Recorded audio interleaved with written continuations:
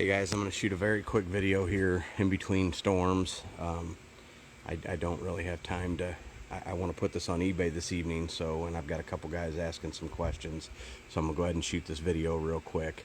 I'm going to start off by saying the thing runs good, the motor has good power, but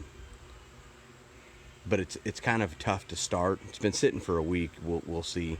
The guy, it had been sitting a little bit, and that's why he decided to get rid of it. He bought it in 17, drove it from Texas to Missouri, and it was kind of a bucket list thing. He had one back in high school, and then it started sitting more and getting driven because he's getting older and he had property to take care of and in-laws and things like that. So that's really kind of irrelevant, but it was basically, you know, it's got a newer starter on it.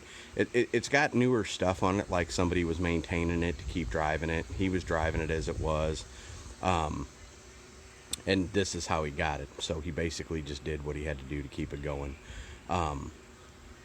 Like I said in the still ad, it's not rusty, but it's not rust free. I'm gonna show you that stuff here in a minute. Anyways, but I do know he had the choke kind of adjusted wrong, because he had undone the factory choke and put a manual choke on it, and I noticed right away he was struggling to start it, and I noticed that when you pull the choke open, it doesn't close all the way. So it's you know, the choke is going to need some adjustment, and once I start touching it, I'm not stopping. I'm gonna do what I feel like needs to be done on it and have a fresh paint job put on it, and you know, I think one of the brakes is hanging up. I drove it down the road at his house, I drove it down the road at my house, I parked it, and then I left for a week, so I haven't had time to mess with it. Like I said, the starter, the battery, the carburetor, things like that, a fuel filter, you know, it looks, general maintenance items that go bad with old cars seem to be newer than the rest of the stuff. There is a copy of the line ticket or build sheet, whatever you want to call it. Anyways, I'm gonna hurry up here and show. Now if you look, there's a dent down there on that dog leg. You know, and the worst thing, I guess, to uneducated people who don't know what they're looking at, this looks bad, but you know, he cut out these two sections of floor on each side, and that body brace obviously is going to need to be replaced, but he cut out that little section of the back floor on each side, so you're going to have to address that. But the rest of the floor, you know, the tailgate functions, the dash and seats are absolutely livable for a driver quality car. I believe all the gauges work. I don't think the radio worked. That is some kind of old school horn that plays different tunes. Like I said, the lights work. There had been a patch on this side done with metal. Part of the problem is this thing had carpet in it, which you can see it under the seat still. He tore it out. That was what probably was the demise of the rear of the bed, because he never owned a top for it, and that's probably what did that section in.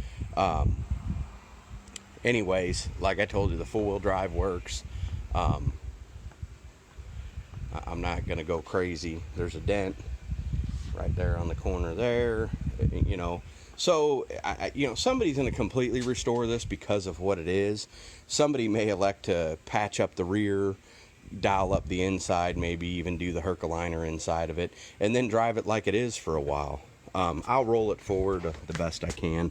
Like I said, the tailgate is actually not horrible, and it does function. There is no top.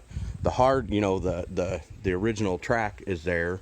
There's no top and no doors. So, and the frame, actually, if you can see in there, the frame actually appears to be in good shape. The frame's not too bad. So, this thing is, like I said, I don't call it rust-free, but it's far from rusty, especially for the Midwest and North. You know, you can see all up.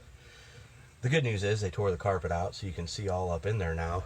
Like I said, this thing is far from rusty and has a ton of potential. You know, everybody knows what these things are bringing now. Like I said, you got to fight with this choke a little bit to start it.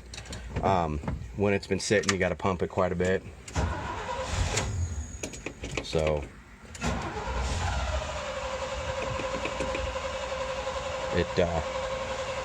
Kind of hard to do with two hands. Let me try to get this choke in the right spot.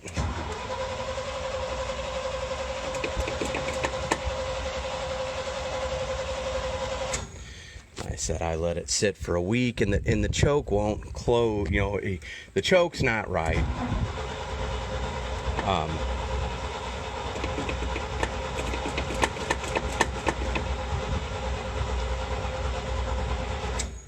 I'm only doing this so you can hear the motor run. The motor actually sounds good. Like I said, you're gonna have to play with that choke, and I should have got it running first before I started doing the video. I gotta figure this choke out. Like I said, I noticed when you pull it, it doesn't close. It's got some slop in the cable, and he had unhooked the original.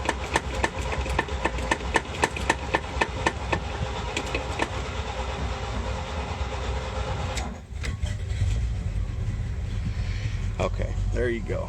So let me see if I can get the choke in the right spot now to run better. But and I'm not hiding anything from anybody with this thing, because I know what it is and I know what it's worth done. So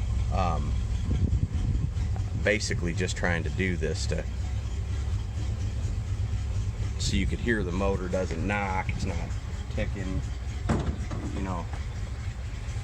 See if it'll stay running. Like I said, that it sat for a week back here. I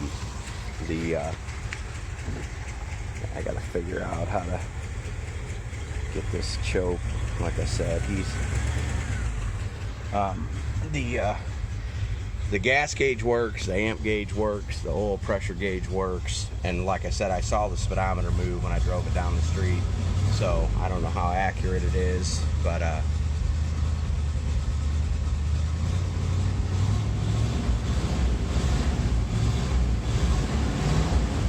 it's got a little bit newer exhaust on it. Here, it probably needs to be idled up a little bit.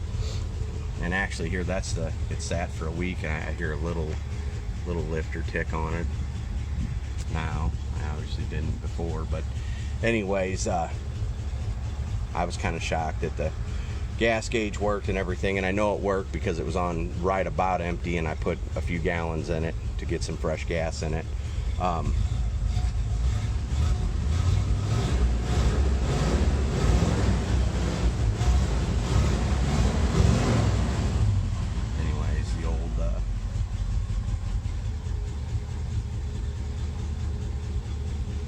I think, you know, like I said, the motor seemed to make good power. I'm gonna play with this radio. I don't believe it worked. Yeah. Kind of cool that the dash isn't cut up, though. Everybody cuts up the dashes. There you go. Like I said, the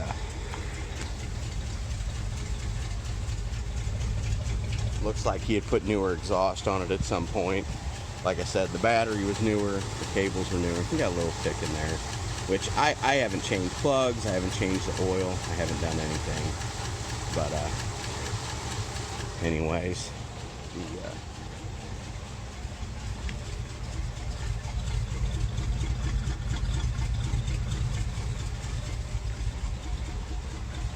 I'll take some still pictures. Like I said, I was basically shooting this for, I had about 3 guys who seemed to be serious. So there's your frame, there's your floors.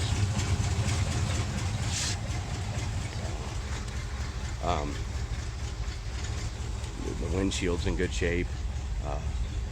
I do have the rear view mirror. It was real hot the day I picked it up and it come off.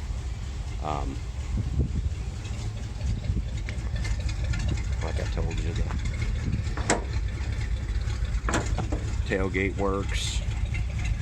You see the bottom of the gate there is going to need a little work on the bottom end.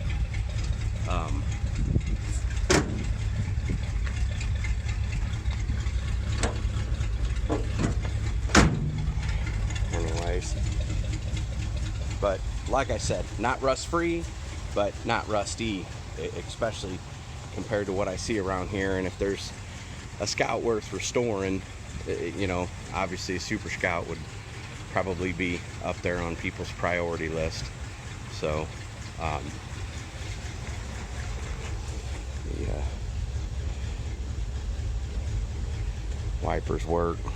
Everybody knows every one of these I've ever had needed electrical work, but there you go. Your headlights, your wipers. I know the brake lights work, tail lights work. You know, I'm gonna be that guy. You know, if I do anything with it, I'm gonna weld some metal in that floor, and you know, weld up a couple things, do some seam sealing, and then I'm probably gonna have the whole inside of the tub spray and lined. You know, because that's how I would do it, because I would never put carpet in it, and I would really, you know, it wouldn't sit outside. Once I get my stuff straightened out on it, it'll go inside with the rest of them. But anyways, there you go. I'll put some still pictures on also. We'll go from there. So, a couple guys asked about it. If you're not interested, that's great. Just did this because I was putting it on eBay this evening anyways. So got a little bit of time between storms here. Okay, thanks a lot. 77 Super Scout.